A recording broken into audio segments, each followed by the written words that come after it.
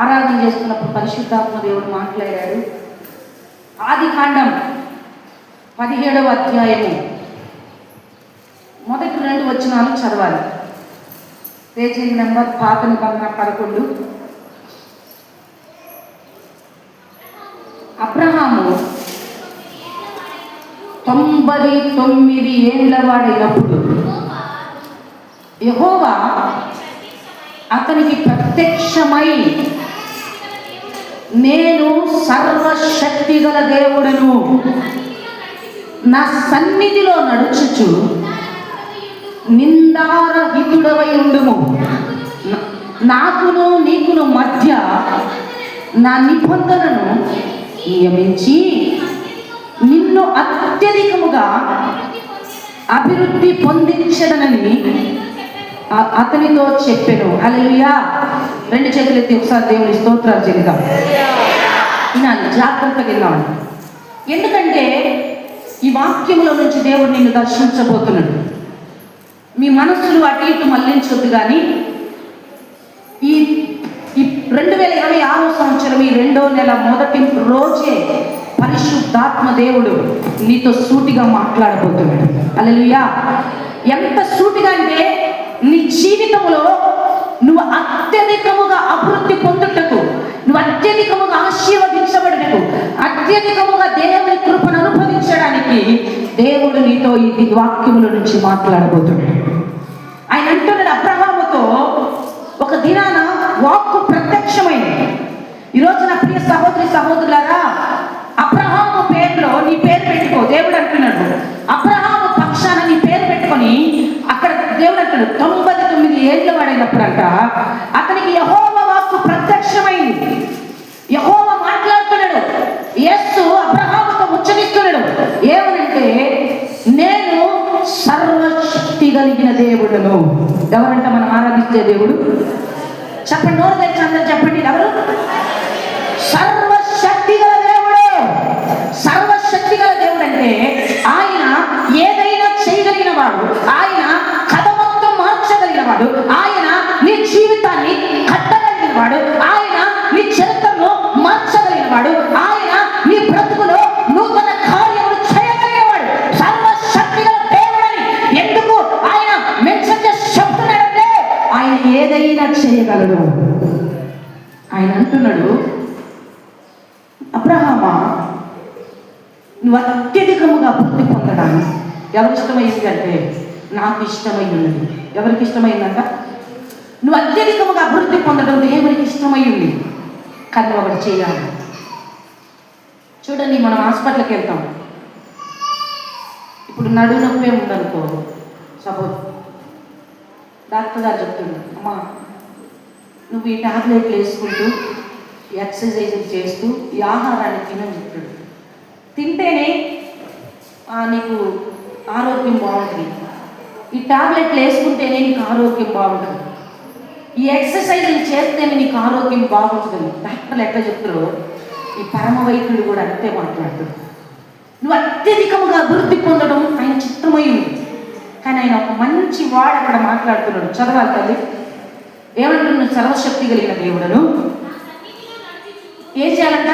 నా సన్నిధిలో నడుచుచు నిందారహితుడవై ఉండాలి. చప్పట్లపడేవాడు ఏం చేయాలంట? ఎక్కడ నడవాలంట? నువ్వు ఈ లోకంలో నడిస్తే నువ్వు అత్యధికంగా అభివృద్ధి పొందలేవు. నువ్వు ఈ లోకంలో జీవిస్తే నువ్వు అత్యధికంగా అభివృద్ధి పొందలేవు. కానీ పరిశుద్ధాత్మ దేవుడు చెప్తున్న మాట ఏంటంటే, నా సన్నిధిలో నిందారహితుడవై నడవాలి. ఏ హితుడంట? నిందారహితుడంటే అర్థం ఏంటి? నిందారహితుడని ఎవరినంటారంటే, బైబిల్ గ్రంథంలో రాయబడింది, విశ్వాసము కలిగి ఓర్పుతో సహనముతో నెమ్మదితో నడుచువాడినే నిందారహితుడు అంటాడు. హల్లెలూయా. ఎవరంట? ఎవరంట? చెప్పాలి కదా. నిందారహితుడు. అతనిలో ఏ దోషం ఉండదు, అతనిలో ఏ పాపం ఉండదు, అతనిలో ఏ కల్మషం ఉండదు. నిందారహితుడు అంటే ఈ నిందారహితమైన మనస్సు కలిగి ఎక్కడ నడవాలంట? ఎక్కడ నడవాలంట? చెప్పండి తల్లి, ఎక్కడ నడవాలంట? దేవుని సన్నిధిలో నడవాలి. ఆయన అంటుండు, నా కుమారుడు అబ్రహాము, నువ్వు నా సన్నిధిలో నడిస్తే నిన్ను నేను అత్యధికముగా అభివృద్ధి పొందించింది. నీ జీవితంలో గడిచిన నెల కూడా 2026 నూతన నెలలో కూడా ఆర్థికంగా నష్టపోయిన స్థితిలో ఉన్నాం. ఆరోగ్యపరంగా నష్టపోయిన స్థితిలో ఉన్నాం. దేవుని సన్నిధిలో ఆరోగ్యపరంగా, అభివృద్ధి పరంగా, ఫలింపు పరంగా నువ్వు అన్నిట్లో నష్టపోయిన స్థితిలో ఉన్నావు. దేవుడు అంటున్నాడు, ఈ నెలైనా నీవు నిందారహితమైన మనస్సు కలిగి నువ్వు దేవుని సన్నిధిలో నడిస్తే నీ జీవితంలో నేను అత్యధికముగా అభివృద్ధి పొందుతా. నీవు తొలగిపోయిన స్థితిలో ఉంటే, బైబిల్ గ్రంథంలో ఒక వ్యక్తి జీవితాన్ని నేను నిన్నటి కాలంలో పరీక్షించాను. అబ్రహాముతో నడిచి దైవసేవకుడు ఈ మధ్యకాలంలో అబ్రహాము లోతు గురించి చాలా విషయాలు చెప్పాడు. అబ్రహాముతో కలిసి ప్రార్థించి విశ్వాసములో ఉన్న లోతు జీవితంలో ఎప్పుడైతే దేవుని సన్నిధి నుంచి నిందారహితమైన మనస్సులో నుంచి తప్పిపోయాడో తన జీవితం ఎలా ఉందో చూద్దాడు. చూడండి, 19వ అధ్యాయము మొదటి వచనం చదవండి. ఆ సాయంకాలం ముందు ఆ ఇద్దరు దేవదూతలు సొదొమ చేరినప్పటికీ లోతు సొదొమ గవిని యొద్ద ఎక్కడున్నాడంట? దేవుని వాక్యం సెలవిస్తుంది, నీవు నిందారహితమైన మనస్సు కలిగి నా సన్నిధిలో నడిస్తే నువ్వు అత్యధికంగా అభివృద్ధి పొందుతావని, నువ్వు అత్యధికంగా ఫలిస్తావని, అత్యధికంగా నీ జీవితం ప్రకాశించబడుతుందని సర్వశక్తి గల దేవుడే వాక్యములో నుంచి ప్రకటించినప్పుడు లోతు అబ్రహాముతో నిలిచినాడు. ఎవరికి ప్రత్యక్షమైంది వాక్కు? అబ్రహాముకు ప్రత్యక్షమై చెప్తుంది. లోతు జీవితంలో కూడా అబ్రహాము చెప్పుండొచ్చు. ఇప్పుడు మనం చూడండి, ఏదైనా దేవుడు మన జీవితాల్లో కార్యం చేస్తే మన ఇంట్లో వాళ్ళు చెప్పమా? చెప్తామా మౌనంగా ఉంటామా? చెప్తాం. లోతు ఏం చేస్తుంది? లోతుకి అబ్రహాము చెప్పే ఉండాలి. కానీ దేవుని సన్నిధిలో నడవలసిన వాడు, దేవుని సన్నిధిలో ప్రార్థన చేయవలసిన వాడు, దేవుని సన్నిధిలో వేగిర పడవలసిన వాడు, దేవుని సన్నిధి అంటే ఆసక్తి చూపించవలసిన వాడు, దేవుని కార్యాల కొరకు వేచి ఉండవలసిన వాడు ఎక్కడికి వచ్చినాడంట? సొదొమ గవిని యొక్క కూర్చున్నాడంట. గౌనుల దగ్గర ఎవరు కూర్చుంటారు అంటే, మీకు తెలుసో తెలీదు, మన తాతల ముత్తాతల కాలాల్లో ఊరు గవిని దగ్గర కూర్చుంటారు. అంటే ఊరికి కొంచెం వెలపల ఉంటుంది గవిని అని, అక్కడ సత్రం లాంటిది కడతారు. ఇప్పుడన్నా ఐడియా వచ్చింది. అక్కడ కూర్చొని ఏం చేస్తారంటే పెద్దలు తీర్పులు తీరుస్తూ ఉంటారు, న్యాయం దిద్దుతూ ఉంటారు. లేదంటే వాళ్ళ జీవితంలో ఏదైనా బాధ కలిగినప్పుడు ఆ గవిని యొద్దకు పోయి కూర్చోవడం, మాట్లాడటం, సందర్శించడం, రావడం జరుగుతుంటుంది. దేవుడు సన్నిధిలో నడవలసిన ఈ భక్తి గల లోతు ఏమైపోయిందంటే గవిని యొద్దకు వెళ్ళి కూర్చున్నాడంటే, ఎవరు వెళ్ళి చూశారు? అప్పుడు సర్వశక్తిమంతుడై ఉన్న దేవుడు చూస్తున్నాడు. హల్లెలూయా. వినండి జాగ్రత్తగా. దేవుని సన్నిధిలో అబ్రహాము నిందారహితమైన మనస్సు కలిగి ప్రార్థన చేస్తున్నప్పుడు, దేవుని ఆరాధిస్తున్నప్పుడు, దేవుని స్తుతి, ఇద్దరు వ్యక్తుల జీవితాన్ని చెప్తున్నాను నేను. దేవుని సన్నిధిలో ఉన్న వ్యక్తి దేవుని సన్నిధిని విడిచి లోకంలో గవిని యొద్ద ఉన్న వ్యక్తి గురించి నేను చెప్పబోతున్నాను. ఆయన అబ్రహాము దేవుని సన్నిధిలో నిందారహితమైన మనస్సు కలిగి దేవుని సన్నిధిలో పట్టు విడవకుండా ప్రార్థన చేస్తున్నాడు. దేవుని యందు భయభక్తులు కలిగి ఉన్నాడు. దేవుని ప్రవచనాల వైపు ఆసక్తితో ఉన్నాడు. దేవుని కార్యాల కోసం ఆకృతితో వేగిరపడి ప్రార్థన చేస్తున్న అబ్రహాము దగ్గర కంట ఒక దినాన చూడండి ఎవరు వచ్చారంటే 18వ అధ్యాయం చదవాలి. 18వ అధ్యాయం మొదటి వచ్చింది. మరియు మమ్రే దగ్గరనున్న సిద్దూర వనములో అబ్రహాము ఎండవేళ గుడారపు ద్వారమునందు కూర్చుని ఉన్నప్పుడు యెహోవా అతనికి కనబడాను. ఎవరికి కనపడ్డాడంట? ఎవరికి కనపడ్డాడంట? ఈ ప్రార్థన ఏం చేస్తున్నాడు? కూర్చొని దేవుని సన్నిధిలో భయభక్తులు కలిగి, విశ్వాసము కలిగి, నిరీక్షణ కలిగి దేవుని సన్నిధిలో అబ్రహాము నిలిచింది ప్రార్థన చేస్తున్నాడంట. ప్రార్థన చేస్తున్నప్పుడు ఎవరు కనపడ్డంటమ్మా? ఎవరు కనపడ్డంట? యెహోవా. హల్లెలూయా. ఆ ఇంటికి వచ్చారంట. యెహోవా తండ్రి, కుమార, పరిశుద్ధాత్మ దేవుడు. ఎవరెవరు వచ్చారంట? చదువు తల్లి, నీకే అర్థమైంది. చదువు తల్లి ముందుకి. అతడు కన్నులెత్తి చూచినప్పుడు ముగ్గురు మనుషులు అతని ఎదుట నిలవబడి ఉండిరి. ఏం చేశారంట? జాగ్రత్తగా విందాం. ఎవరింటికి వచ్చారు? ఎవరింటికి వచ్చారు? ఎవరింటికి వచ్చారు? అబ్రహాము ఇంటికి వచ్చారు. ఎవరంటే తండ్రి అయిన దేవుడు, కుమారుడైన దేవుడు, పరిశుద్ధాత్మ దేవుడు. ఎవరింటికంటే ప్రార్థన పరుడు. ఎవరు ఎట్లా ప్రార్థన చేస్తున్నాడంటే దేవుని సన్నిధిలో నిందారహితమైన మనస్సు కలిగి. ఇతనిలో స్వార్థం లేదు, ఇతనిలో ద్వేషం లేదు, ఇతనిలో మత్సరం లేదు, ఇతనిలో కలహం లేదు, ఇతని ప్రార్థనలో ఏ లోపము లేదు. ఎంత భక్తి కలిగి చేస్తున్నాడంటే అస్సలు పరలోకం నుంచి ముగ్గురు దేవదూతలు వచ్చారు. తండ్రి, కుమార, పరిశుద్ధాత్మ దేవుడు. ఎవరింటికి రావడానికి? అబ్రహాము. ఎవరు అబ్రహాము? ప్రార్థనాపరుడు. నా తల్లి, పరిశుద్ధాత్మ దేవుడు చెప్తున్నాడు, నీ ఇంట్లో దేవుని సన్నిధిలో నువ్వు నడిచే మనసు నీకుంటే, దేవుని సన్నిధిలో ప్రార్థించే మనసు నీకుంటే, ఈరోజు చూడండి, మనం సినిమా హాల్కి వెళ్ళాలంటే ఎట్లా వెళ్తామా? ఇప్పుడు కొత్త సినిమా రిలీజ్ అయింది. రే పెద్దోడా, అమ్మాయి రెడీగా 6 గంటలకు సినిమా, వెళ్ళిపోదాం. నైట్ 9 అయినా 10 అయినా ఏం చేస్తాం? ఎంజాయ్ చేసి వస్తాం.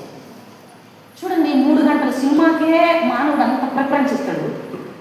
ఏదైనా ఊరు వెళ్ళాలంటే ఇస్తాడు.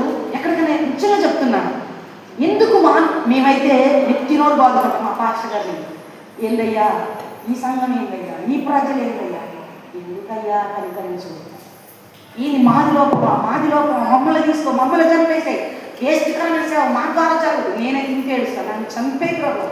ఎందుకు ప్రభు వేస్ట్కరమైన పరిచయం చేయించడానికి? నేను నీ నామానికి అవమానకరంగా నేను చెప్పడమే వద్దు ప్రభు. ఆ ప్రజలు ఎట్లున్నారంటే కారణం నేను చంపేయించాను. నేను ఎన్నో 100 సార్లు అడిగా ప్రార్థన. ఎందుకంటే ఎందుకు మానవుడు ఆశీర్వదించబడట్లేదు? ఎందుకు మానవుడు ఫలించట్లేదు? ఎందుకు మానవుడు అభివృద్ధి చెందట్లేదు? ఎందుకు మానవుడి జీవితంలో ఆర్థిక సమస్యల నుంచి విడుదల, రోగాల నుంచి విడుదల పొందకపోవడానికి గల కారణాలేంటి అని ఆలోచన చేస్తే అన్నిట్లో నడుస్తుడు ఈ వ్యక్తి. సినిమా హాల్లో నడుస్తుడు, తాగుబోతుల దగ్గర నడుస్తుడు, తిరుగుబోతుల దగ్గర నడుస్తుడు, లోకం దగ్గర నడుస్తుడు, రకరకాల వాటి దగ్గర నడుస్తుడు. బంధువుల దగ్గరికి వెళ్ళాలంటే ఆసక్తి, రక్త సముద్రం దగ్గర పరిగెత్తాలంటే ఆసక్తి, ఊర్లకు వెళ్ళాలంటే ఆసక్తి, అన్నింటిలో ఆసక్తే. కానీ దైవ సన్నిధిలో నిందారహితమైన మనస్సు కలిగి 1 గంట నడుపుతాం. దేవుడు అంటున్నాడు అబ్రహాముతో, సర్వశక్తి గల దేవుడును, అబ్రహామా నేను ఉన్నది లేనట్లుగా చేయగలిగిన వాడు, నీ చరిత్రను మొత్తం మార్చగలిగిన సమర్థుడను నేను. ఎప్పుడైతే అబ్రహాము ఆ వాక్కుని రిసీవ్ చేస్తున్నాడో దేవుని సన్నిధిలో సింధూర వనమనబడిన తన గుడారము దగ్గర కూర్చొని ప్రార్థన చేస్తున్నాడంట. విశ్వాసముతో ప్రార్థన చేస్తుంటే పరలోకం, ఆకాశం తట్టు ఒక్కసారి ఎందుకో అట్లా కన్నులు గారు చూస్తే పరలోకము నుంచి తండ్రి అయ్యున్న దేవుడు, కుమారుడు అయ్యున్న దేవుడు, పరిశుద్ధాత్మ దిగి రావటం కన్నులారా చూచాడంట. చప్పట్లు కొట్టండి. హల్లెలూయా. ఆనందముతో ఎక్కడ వస్తున్నాడు? అబ్రహాము దగ్గరికి దేవుడు దుఃఖపడుతూ వస్తున్నాడా? ఎట్లా వస్తున్నాడు? ఎంత ఆనందంగా వస్తున్నాడంటే దేవుడు, అబ్బా. అందుకే ఒక్కొక్క బిడ్డను చూస్తే ఎంత ఆనందం వేసరికి, ఒక్కొక్కరు చూస్తే బహు దుఃఖం. యెషయా అంటాడు, అయ్యో పాపిష్టి జనమా, దోషవర్తమైన ప్రజలారా, మిమ్మల్ని చూస్తే నాకు వేదన కలుగుతుంది. అర్థమవుతుందన్నమాట. యేసయ్యకి అబ్రహాము చూసినప్పుడు వేదన కలగలేదంట. అబ్రహామును చూసినప్పుడు అబ్బా ఏముందిలే అబ్రహాం ఇంకా ఇంకోసారి వెళ్దాం అనేసి వెనక్కి తోసేసుకోలేదంట. ఎప్పుడెప్పుడు అబ్రహాము దగ్గరికి వెళ్ళాలని తండ్రి, కుమార, పరిశుద్ధాత్మ దేవుడు వేగిరపడ్డారట.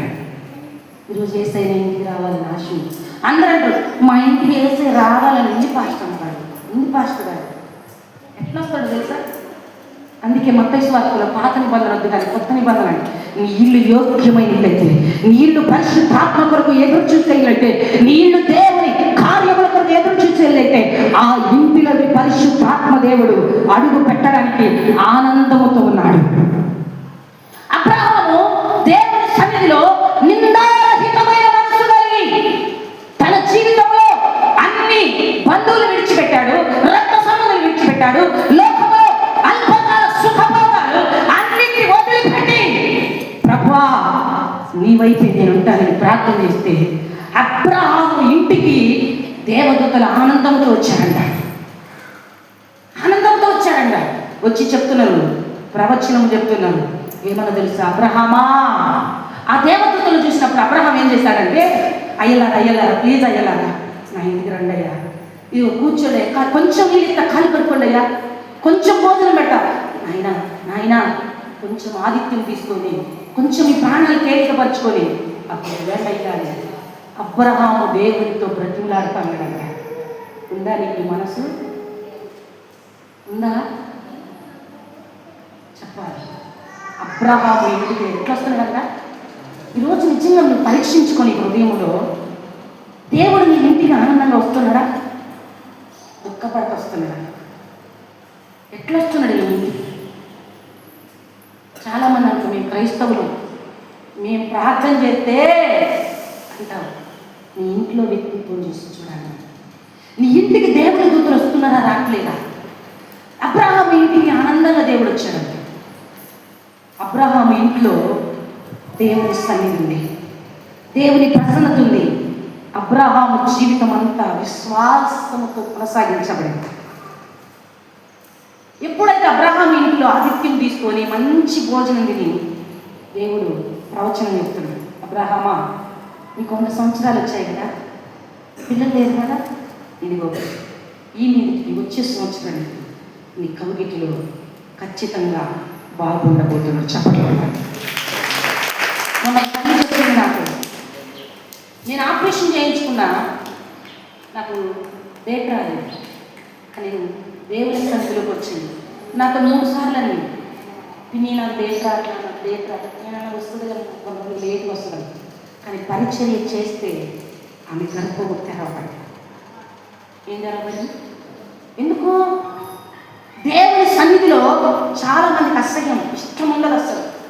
దేవుని సన్నిధిలో నిందారహితమైన మనస్సు కలిగితే ఆయన సన్నిధిలో ఆయన తండ్రి, కుమార, పరిశుద్ధాత్మ దేవుడికి ఆతిథ్యం ఇచ్చి దేవుని సంతోషపరిచితే దేవుడు ఆ రోజు ప్రవచనంగా మాట్లాడాడు. నా కుమారుడా, నువ్వు దేని కొరకు ఎదురు చూస్తున్నావు, దేని కొరకు నిలుచున్నావు, దేని కొరకు ప్రయాసపడుతున్నావు, అత్యధికముగా నీ సంతానము నేను అభివృద్ధి పరచబోతున్నాను. నాకును నీకుల మధ్య నా నిబంధన స్థిరపరచబోతున్నాను. ఎప్పుడైతే ఆ ప్రవచనాన్ని రిసీవ్ చేసుకున్నాడో అబ్రహాము జీవితంలో ఆశీర్వాదం స్టార్ట్ అయింది. మనం అనుకోవచ్చు ఆశీర్వాదం అంటే 2 ఇల్లు కట్టాలి, డాబా కట్టాలి, బైక్ తీసుకోవాలి, కార్ ఎంజాయ్ అని అంటారు. కానీ అబ్రహాము జీవితంలో ఆశీర్వాదం ఏంటో తెలుసా? అబ్రహాం అంట చెప్పిన మాట చూచా చెప్పకుండా భార్య అబ్రహాముకు లోబడింది. అబ్రహాము మాటకి తన ఇంట్లో పనివారు లోబడ్డారు. ఐక్యత, ప్రేమ, ఆప్యాయత నుంచి. కానీ చూడండి, దేవుని సన్నిధిలో నిందారహితమైన మనస్సు లేకుండా కాలక్షేప ప్రార్థన. కొంతమంది కాలక్షేప ప్రార్థన అంటే నా వైపు చూడాలి.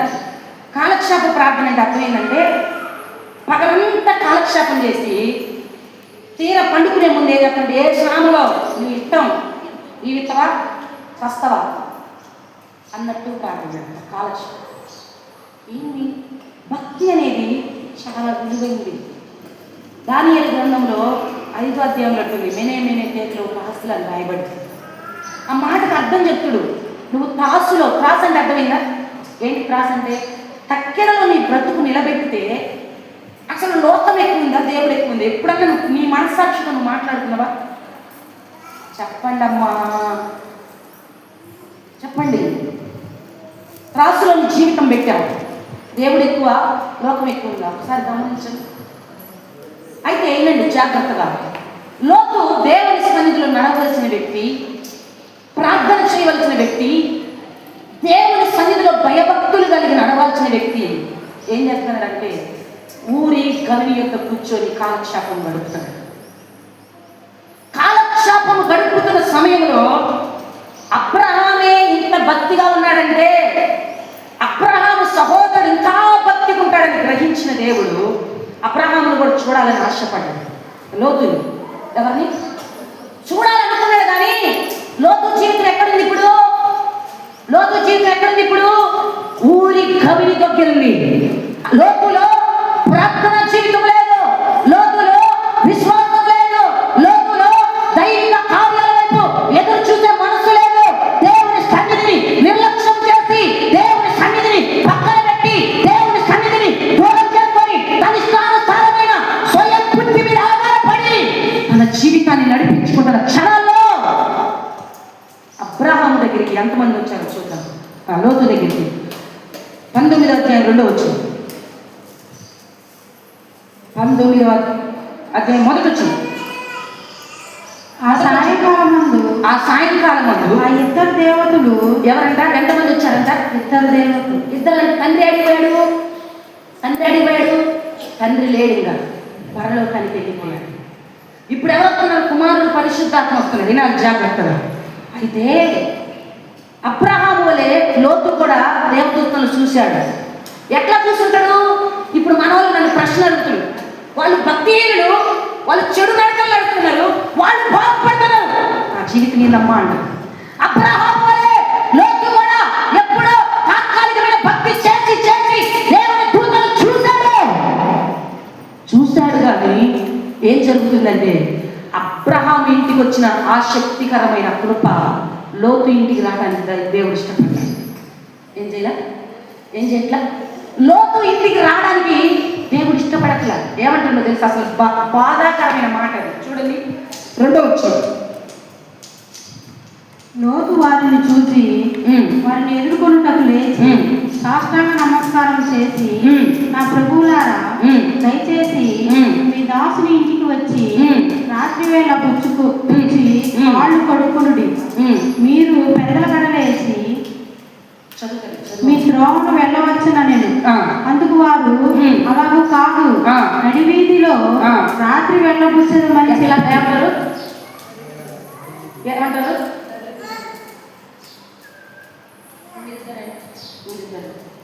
ఇప్పుడు నేను మీకు దృశ్యం చూసి చూపిస్తాను. చూడండి, వీళ్ళిద్దరు దేవదూతలు.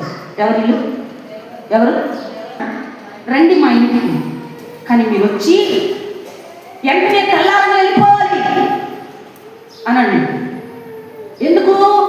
లోతులు ఏం లేదు, ప్రార్థన గ్రహింపు లేదు, ప్రార్థన విశ్వాసం లేదు, ప్రార్థన నిరీక్షణ లేదు, ప్రార్థన పట్టుదల లేదు.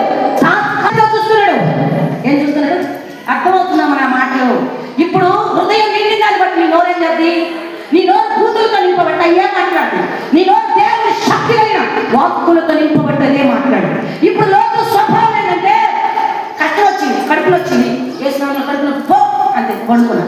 అంటే తాత్కాలికమైన ప్రార్థన అవసరాన్ని బట్టి, ఆపదను బట్టి, ఇబ్బందిని బట్టి ఏదో నామకారమైన కాలక్షేపం గడిపినట్టుగా 2 ముక్కలు ప్రార్థన చేసే వాళ్ళు ఉంటారు. వాళ్ళ స్వభావం లోతులు. ఇప్పుడు అంటాడు, అయ్యలారా రండి రావడానికి. ఇప్పుడు మనం కూడా ఏం చేస్తాం? గడిచి వాళ్ళు కూడా చెప్పారు. ఏసైని మాత్రం ఏం చేస్తుందంట, ఇంట్లో పిలుచుకుంది, కానీ ఏసైకి ఇవ్వాల్సిన బాధ్యత, ఏసైకి ఇవ్వాల్సిన సమయం, ఏసైకి ఇవ్వాల్సిన ప్రార్థన, ఏసైకి చేయవలసిన ప్రార్థన చెయ్యకుండా మానేస్తుంది. పాప రమ్మంటుంది, ఇంట్లోకి వచ్చింది ఏసై కూడా. ఏసై కనికరం లేనివాడు కాదు, మళ్ళా కనికరం కలిగి వాడు వస్తాడు. ఆయన వచ్చాడు. ఇప్పుడు తండ్రి అయిన దేవుడు వెళ్ళిపోయినా లోతుని పరామర్శించడానికి 2 దేవుడు వస్తే లోతు ఏమంటున్నాడు? అయ్యలా రండి, కానీ వచ్చి నీవు తెల్లారలతో వెళ్ళిపోవాలి, మీరు ఉండటానికి వీల్లేదు. అప్పుడు దేవదూతలు చెప్తున్నారు, నీకు అంత కష్టంగా ఉన్నప్పుడు మేము నీ ఇంటికి రావడానికి మేము ఇష్టపడట్లేదు. ఏం చేస్తుందంట? నీ ఇంటికి మేము రాము. నడి వీధిలో ఏం చెప్తానంట, నడి వీధిలో ఈ రాత్రి మేము కాలక్షేపం గడిపి వెళ్ళిపోతాం. కానీ ప్రార్థన లేని నీ ఇంటిలోకి, నిందారహితమైన లేని నీ ఇంటిలోకి, నా సన్నిధిని త్రోసివేసిన నీ ఇంట్లోకే నేను రానయ్యా. ఈ దేవదూతలు ఇద్దరు చెప్తున్నారు. ఇప్పుడు తండ్రి వెళ్ళిపోయాడు, కుమారుడు పరిశుద్ధాత్ముడు ఇద్దరు చెప్తున్నారు, మేము రాము. ఎంత కష్టంగా అంటున్నారు. వామో, అసలు ఈనాడు మానవులు ఎందుకు భక్తి చేసేది? ఎప్పుడన్నా మీ మనసు ఖాళీ చేసుకున్నాడు కూడా. నేను అడుగుతా, ప్రభావ నేను ఎందుకు భక్తి చేస్తున్నా? నీ నామం నా ద్వారా మహిమపరచబడాలని ఆశయ అంటుంది. మనం ఎందుకు భక్తి చేస్తున్నాం? అసలు కొంతమందిని అడుగుతాను ప్రశ్న, అసలు ఎందుకమ్మా మేము ఇల్లు కట్టుకోవాలని ఏసై నమ్ముతున్నాం, మాకు రోగం రోజు చాలా ఏసైని నమ్మినాం. నెల రోజులు ఎక్కాలి, ఈ నెల రోజులు జరిగితే మంచి ల్యాప్టాప్ చేస్తే ఈ దేవదూతకు లోకాన్ని చెప్తున్నాడు. అబ్బా ఎంత దౌర్భాగ్యం! దేవదూతలారా రండి, జరిగితే జరిగింది, లేదంటే నేను అన్నట్టు మాట్లాడుతున్నాను. యేసుప్రభువు దుఃఖపడి వీధులలో కాలక్షేపం గడుపుతానన్నాడు. ఏం చేస్తానన్నాడు? ఎక్కడ ఆదికాండం చదివినప్పుడు నా పీకి వెళ్ళిపోతుంది. ఎన్నోసార్లు వాక్యం చదివి చెప్పుకున్నాం, కానీ లోతు జీవితంలో ఎంత అత్యధికమైన కృపను పోగొట్టుకున్నాడంటే కేవలం దేవుని సన్నిధిని ప్రార్థన నిరాకరించి. ఆయన నిరాకరించింది ఎవరినంటే లోకాన్ని నిరాకరించాల పాపం. దైవ ప్రేమను ప్రక్కన పెడితే దేవుడు కూడా ఇంట్లోకి రావడానికి ఇష్టపడట్లా. దేవుడు కూడా ఇంట్లో అడుగు పెట్టడానికి ఇష్టపడట్లా. దేవుడు కూడా ఇంటి వైపు చూడాలంటేనే అదొక రకంగా ఫీల్ అవుతుంది. ప్రార్థన లేని ఆ ఇల్లు ఎట్లుందో తెలుసా? చూద్దాం ఆ ఇల్లు ఎట్లుందో. సరే పోనీ ఆ లోతు జీవితం ఎట్లుందో చూద్దాము రండి. పరిశుద్ధాత్మ దేవుడు 19వ అధ్యాయం 14వ వచనం చదవాలి. లోతు బయటికి వెళ్ళి తన కుమార్తెను చెన్నాడనై ఉన్న తన అల్లులతో మాట్లాడి వెండి ఈ చోటుని విడిచిపెట్టి రండి, యెహోవా ఈ పట్టణంలో నాశనం చేయబోతున్నాడని చెప్పాను. అయితే తన అల్లుడి దృష్టికి అతడు తన అల్లుళ్ళ దృష్టికి ఎగతాళి చేయు వాని వలె నేను చెప్పడం. ఈరోజు చెప్పాలనుకున్న మాట ఇది, కానీ నా మైండ్ మొత్తం దేవుడు ఆరాధన మార్చేసింది. ప్రార్థన లేదు, వినడమ్మా మా జాతికి విశ్వాసం లేదు, దేవుడి కార్యాలయం తెలియదు, గంటల ప్రార్థన తెలియదు. అయితే దేవదూతలు వచ్చారు కదా, దేవదూతలు చెప్పారు, నేను సొదొమ గొమొర ప్రాంతాన్ని నాశనం చేయబోతున్నాను. లోతు నీ కుటుంబాన్ని తీసుకొని నువ్వు ఈ సొదొమను విడిచిపెట్టి పైకి రా అంటే ఏం చేశాడు తెలుసా? లోతు ముందు ఇంట్లో వాళ్ళ దగ్గరికి వెళ్ళి, బిడ్డల దగ్గరికి వెళ్ళి, అల్లుడు తనను చేసుకోబోయే అల్లుడి దగ్గరికి పోయి చెప్తున్నాడు. ఈ అల్లుడు ఏం చెప్తారు? ఇప్పుడు లోతుని ఏం చేస్తారంట? ఎగతాళి ఎందుకు చేశారు చెప్పండి? నీవు అసలు మోకరించవు, ప్రార్థన చేయవు, బైబిల్ చదవు, విశ్వాసంతో ఉండవు, నమ్మకంతో ఉండవు, లోకాన్ని విడిచిపెట్టవు, నువ్వు నీ ఇంట్లో వారికి దేవుని ముఖ్యంగా రాబోతుంది అంటే వారు నమ్ముతారా? చెప్పండి అమ్మా, నమ్ముతురా? నమ్ముతురా?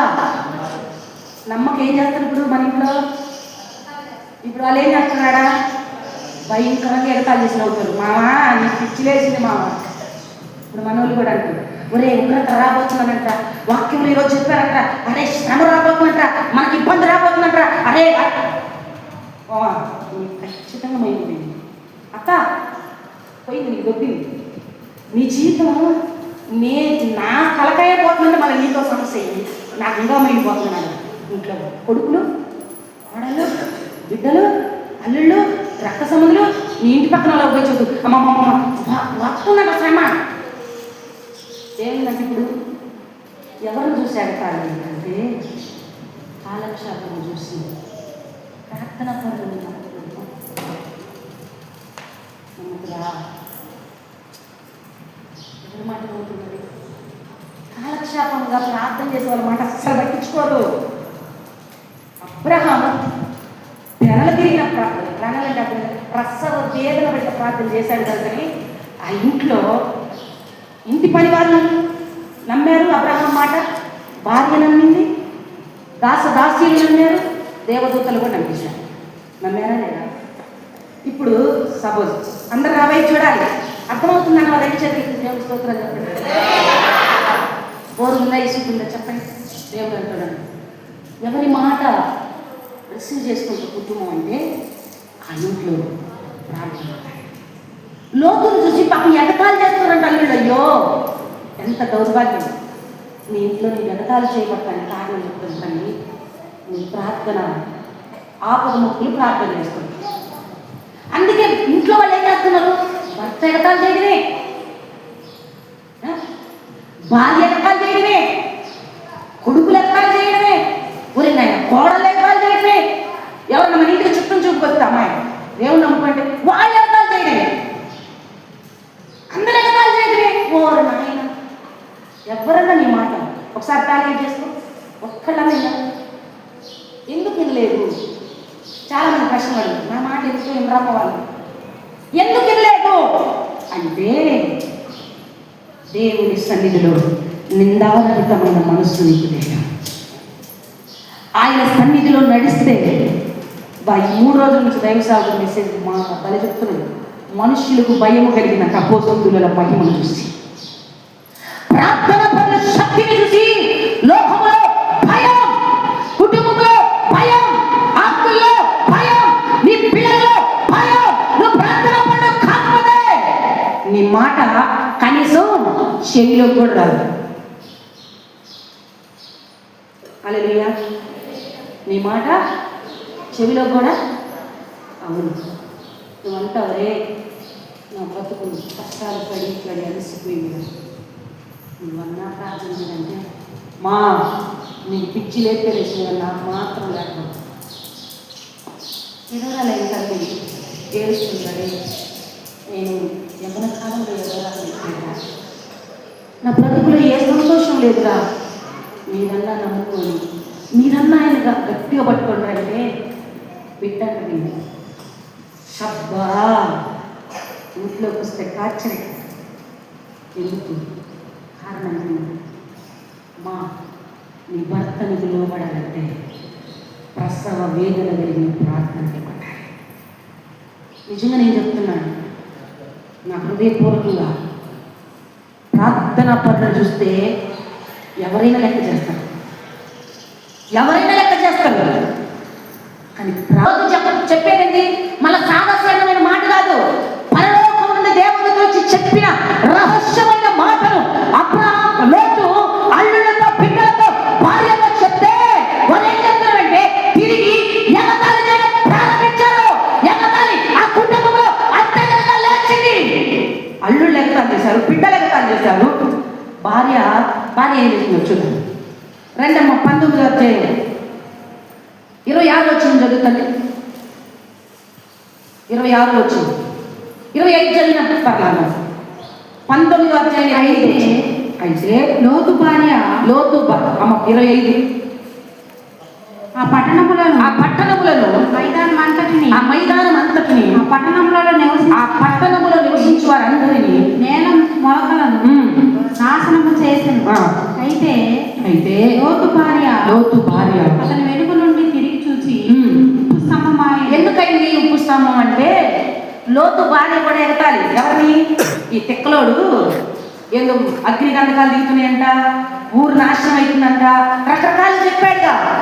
ఎవరు?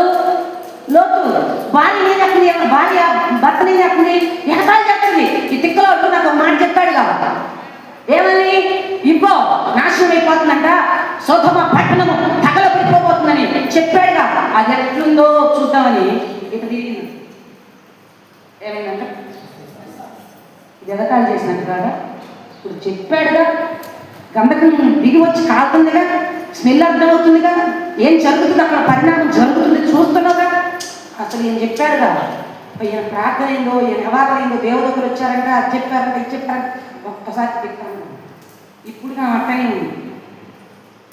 ఎట్టుంది? ఇంకా ఆమె తిరిగేది లేదు, నడిచేది. సహోదరి సహోదరులారా, వచ్చేవారం కంటిన్యూ చేద్దాం.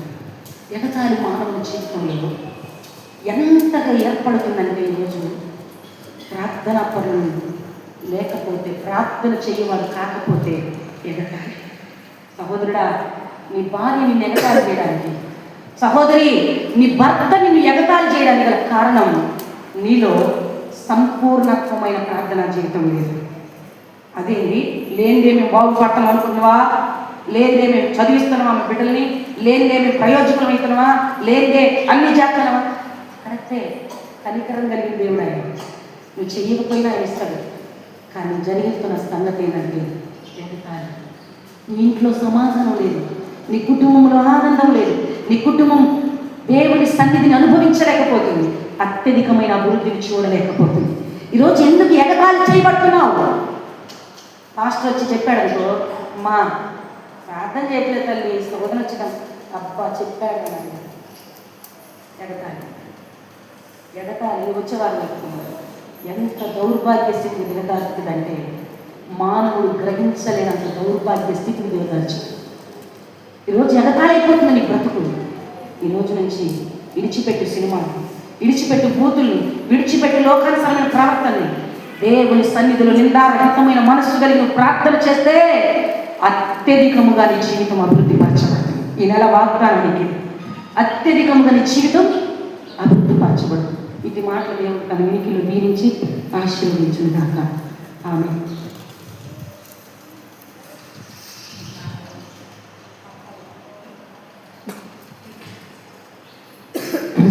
ఒకసారి పరిశుద్ధాత్మ దేవునికి మన 2 చేతులతో స్తోత్రం తెలియజేద్దాం.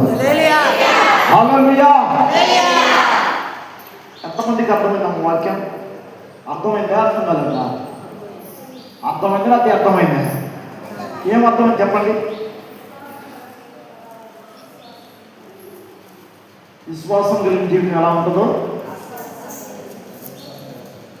మరి ప్రార్థన కలిగిన వారి జీవితాలు ఎలా ఉంటాయి, ప్రార్థన జీవితాలు ఎలా ఉంటాయి?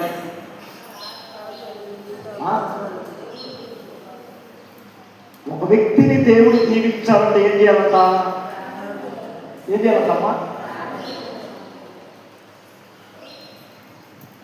ప్రార్థన చేస్తే దీవించబడతారా?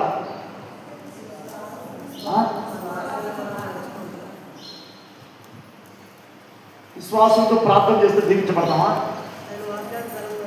చెప్పండమ్మా. వాక్యానుసారంగా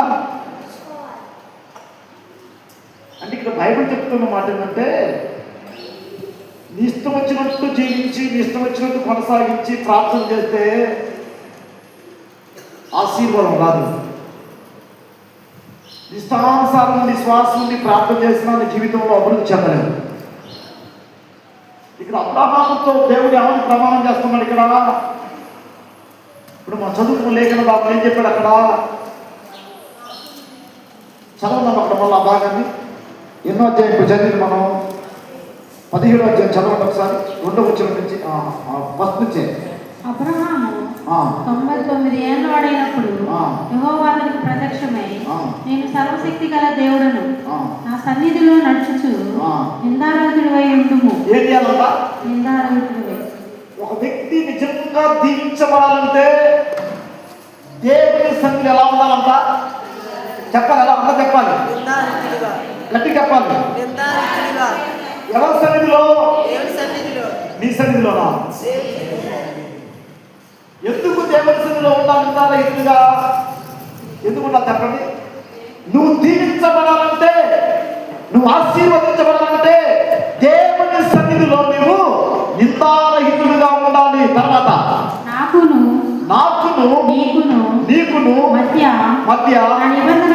నా నిబంధనను నియమించి నిన్ను అత్యధికముగా అభివృద్ధి పొందించదనని అతనితో చెప్పాను. తప్పన బట్టి దేవుడు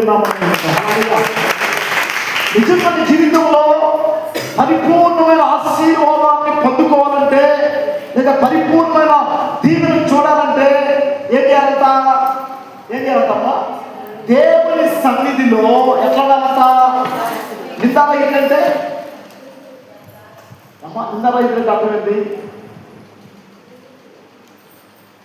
ఇప్పుడు సామెత ఉంది, చల్లని నోటికి ఏముంటాయి అమ్మా, గీతలు ఎక్కువ ఉంటాయి. అట్లానే ఏమి లేదమ్మా ఏం చేస్తాయి, ఇస్లాం లేదు ఏమైతే ఎగిరిగిరి పడుద్ది. అన్నీ ఉంటే అంటే అన్నీ ఉన్నదానికి లేదు కానీ తేడాదంటారు. తేడాదంటమ్మా,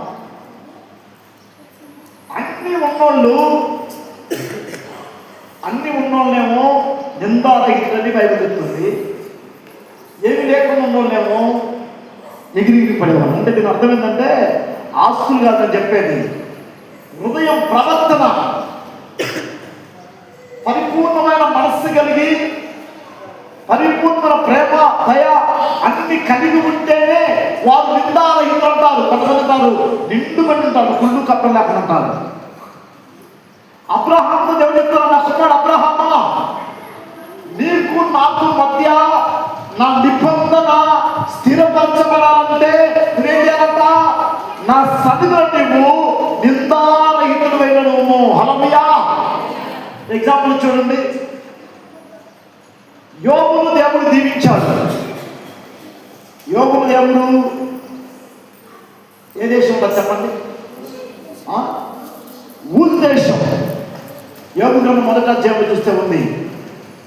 యోబు ఆశీర్వదించబడానికి గల కారణం ఏంటంటే దేవుని సన్నిధిలో నిందారహితుడుగా ఉన్నాడు. నిందారహితుడు ఉన్న వ్యక్తి యొక్క జీవితం ఎలా ఉంటుంది, నిందారహితుల బ్రతుకు ఎలా ఉంటుంది, ఆ కుటుంబంలో ఏముంటుంది, అంటే ఆ బ్రతుకులు ఏముంటుంది, ఆ జీవితంలో ఏముంటుందని ఆలోచన చేస్తే ఇక్కడ పరిశుద్ధాత్మ దేవుడు చెప్తున్నాడు. నిందారహితుడికి ఉన్న లక్షణాలు ఏంటంటే, ఆ ఇంట్లో ఉండేది ఏంటంటే దేవుడికి చదవడం. అక్కడ యోబు గ్రంథం మొదటి నుంచి చదవండి. ఊజు దేశమునందు యోబు అన్న ఒక మనుషుడు ఉండెను. అతడు యథార్థవంతుడును. ఎవరంటమ్మా చెప్పాలి, నిందారహితుడికి ఉండే లక్షణాలు ఇవి. అతడు యథార్థవంతుడును, న్యాయవంతుడునై.